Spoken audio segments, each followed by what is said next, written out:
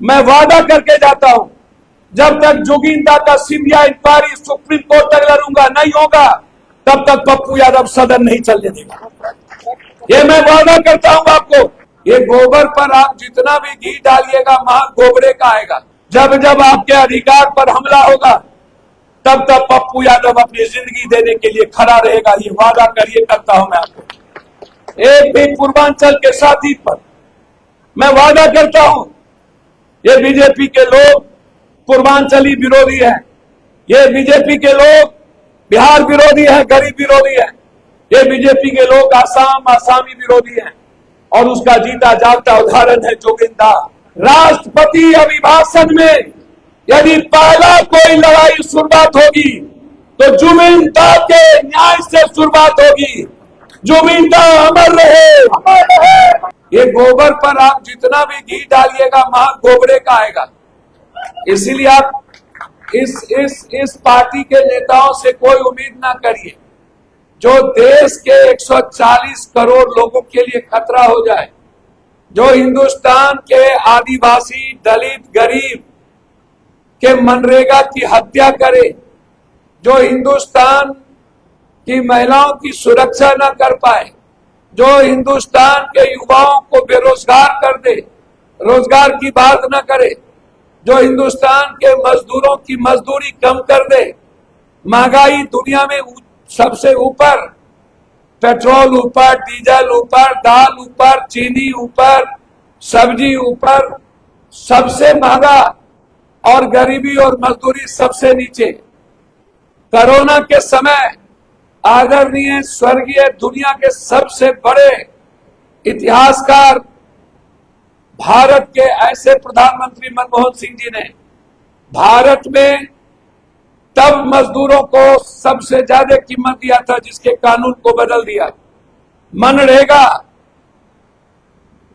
मनरेगा ये आम आदमी, आसाम जैसे, तिनसुकिया जैसे, जहां पर 80-90% गरीब लोग हैं, जहां 70% आदिवासी, दलित, ईबीसी के लोग हैं, जहां माइनॉरिटीज के लोग हैं, जहां पर मनरेगा उनकी जिंदगी की खुशियां थी, उन पर सबसे बड़ा हमला किया गया। यह परिवर्तन, यह जो लड़ाई है, ये यूथ कांग्रेस ने आसाम में एक ऐसे व्यक्ति के खिलाफ जो कंप्लीट निरुत्सक हो, जो कंप्लीट रूप से उनके जीवन में मूल्य नहीं हो, जो जिस थाली में खाता है उसी थाली में वो छेद करता है।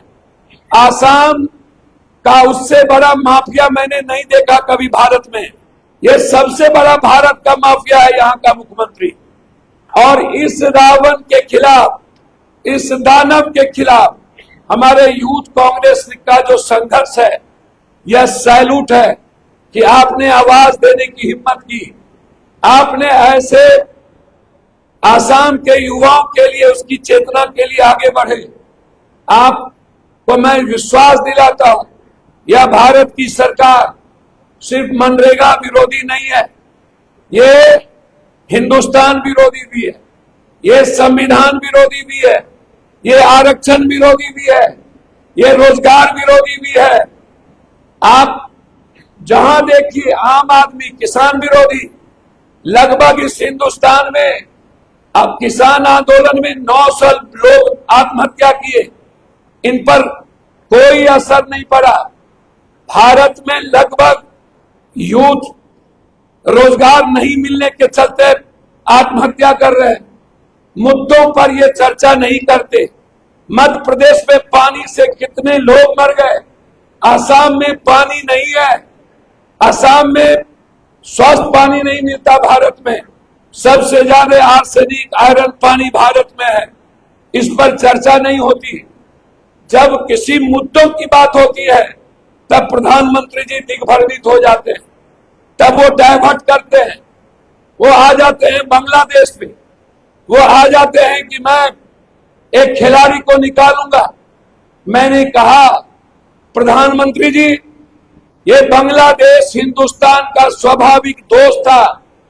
भारत की वो प्रधानमंत्री जिन्होंने अमेरिका के राष्ट्रपति के आंख में आंख डालकर उन्होंने कहा था कि भारत अपने आत्मसम्मान और स्वाभिमान से कोई समझौता नहीं करेगा और पाकिस्तान का टुकड़ा करके बांग्लादेश को अपना दोस्त बनाया था।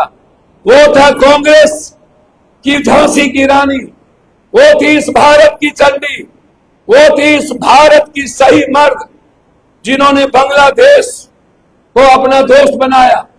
लेकिन जब से ये 12 सालों से ये सरकार है, जब देखिए तब ये हमेशा गरीब के विरोधी की बात करता है। ये एसआईआर क्या है? ये एसआईआर मुसलमानों के खिलाफ नहीं है। ये एसआईआर है इस भारत के दलित आदिवासी। बिहार में 69 लाख लोगों का नाम कटा, एक भी घुसपैठ नहीं मिले, एक भी नहीं। जहां से मैं पूर्णिया, मधेपुरा, सहरसा, सुपौल, कटिहार से आता हूं, एक भी घुसपैठ नहीं मिले। मैं लगातार 7 बार सांसद रहा।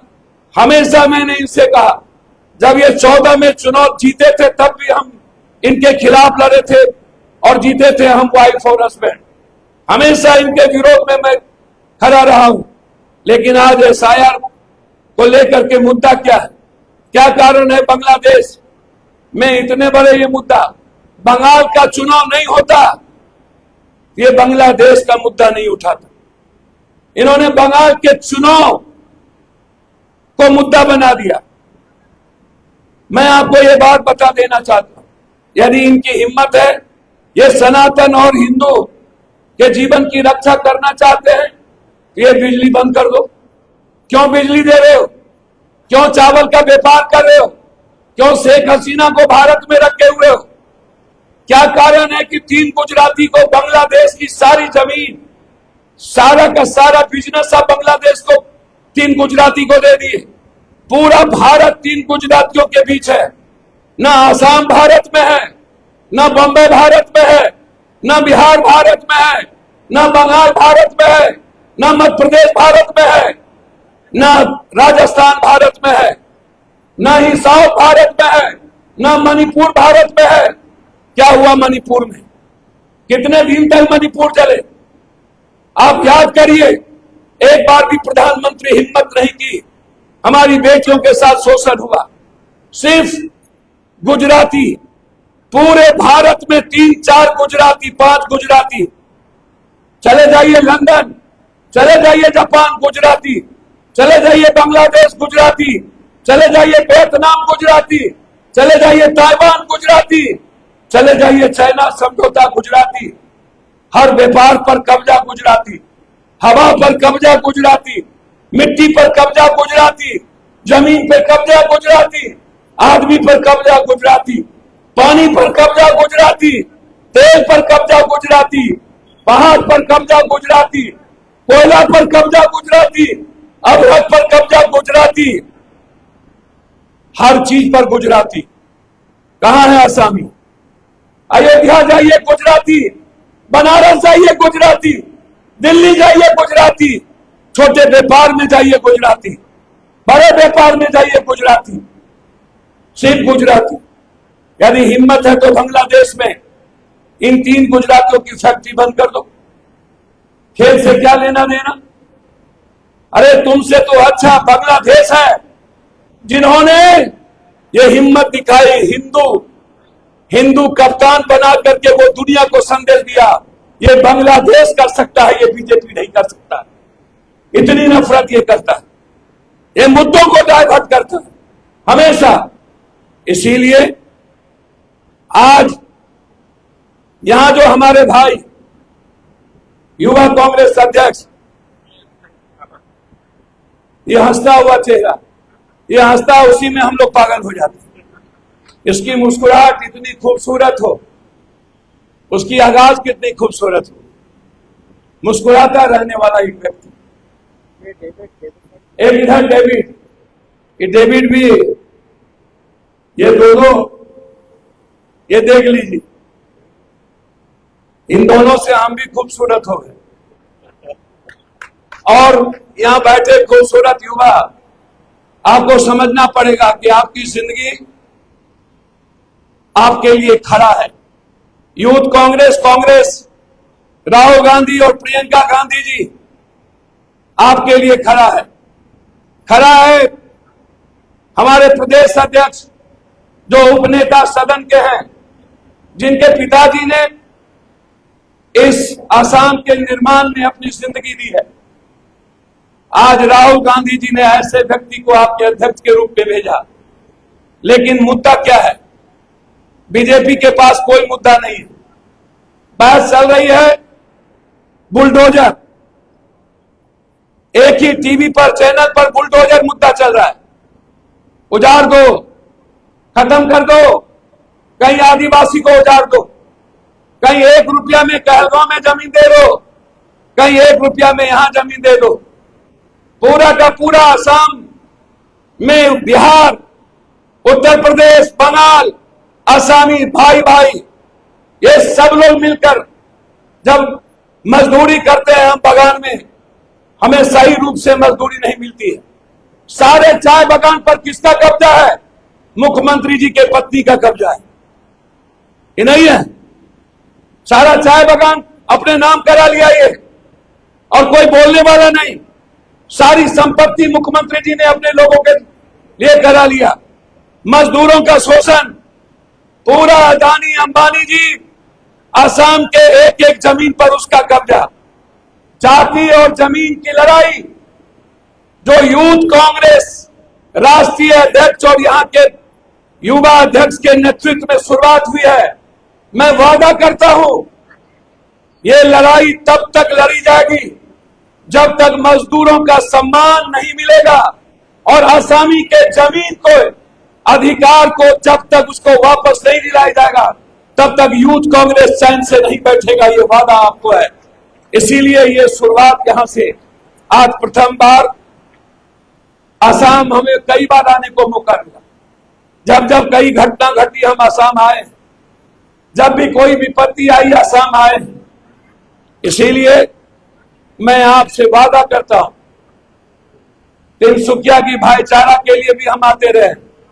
मैं बिहार और यूपी और पूर्वांचल के लोगों को आश्वस्त करता हूं, जब जब आपके अधिकार पर हमला होगा, तब तक पप्पू यादव अपनी जिंदगी देने के लिए खड़ा रहेगा। ये वादा करिए, करता हूं मैं आपको। एक भी पूर्वांचल के साथी पर मैं वादा करता हूं, ये बीजेपी के लोग पूर्वांचली विरोधी हैं, ये बीजेपी के लोग बिहार विरोधी हैं, गरीब विरोधी हैं, ये बीजेपी के लोग आसामी विरोधी हैं।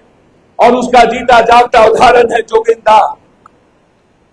एक बीजेपी का छोटा वर्कर भी जोगिंदा को श्रद्धांजलि नहीं दिया। इससे बड़ा दुर्भाग्य क्या होगा?